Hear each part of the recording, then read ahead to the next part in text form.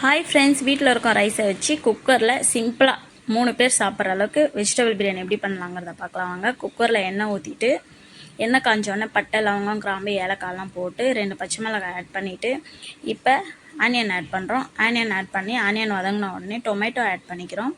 Tomato போட்டு tomato வதங்க கொஞ்சம் உப்பு போட்டுக்கோங்க, அப்போ தான் டொமேட்டோ ஃபாஸ்ட்டாக வதங்கும். இப்போ அது வதங்கின இஞ்சி பூண்டு பேஸ்ட் போடுறோம். அந்த ஸ்மெல் இஞ்சி பூண்டு ஸ்மெல் போன உடனே புதினா கொத்தமல்லி ஆட் பண்ணிக்கிறோம். அது வதங்கின உடனே அதுக்கு தேவையான வெஜிடபிள்ஸ் போட்டுக்கிறோம். நான் வந்து கேரட், உருளைக்கிழங்கு, பீன்ஸ் போட்டிருக்கேன். உங்களுக்கு தேவைன்னா வேறு வெஜிடபிள்ஸ் கூட ஆட் பண்ணிக்கலாம். இதில் பச்சை பட்டாணி ஆட் பண்ணிங்கன்னா நல்லாயிருக்கும். இப்போ 1 ஸ்பூன் சில்லி பவுடர், 1 ஸ்பூன் தனியா பவுடர், 1 ஸ்பூன் மஞ்சத்தூள் போட்டுக்கிறேன்.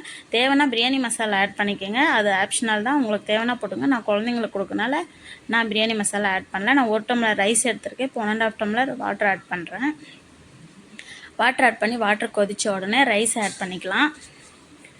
ரைஸை ஆட் பண்ணிவிட்டு தேவையான அளவு உப்பு போட்டுக்கோங்க. நான் ஏற்கனவே உப்பு ஆட் பண்ணிக்கேன், அதனால் கொஞ்சமாக போடுறேன்.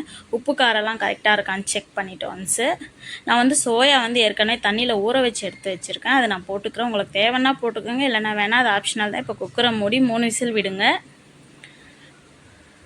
இப்போ பாருங்கள், பயங்கரமாக வந்திருக்கு பாருங்கள், செம்மையாக வந்திருக்கு. நீங்கள் வீட்டில் சிம்பிளாக தான் இதை ரெடி பண்ண பாருங்கள். நீங்கள் ட்ரை பண்ணி பார்த்துட்டு சொல்லுங்கள். இது 3லேருந்து 4 பேர் அழகாக சாப்பிட்லாம். ஒன்ஸ் ட்ரை பண்ணி பார்த்துட்டு கமெண்ட் பண்ணுங்கள். அப்படியே சப்ஸ்கிரைப் பண்ணிடுங்க. பாய்.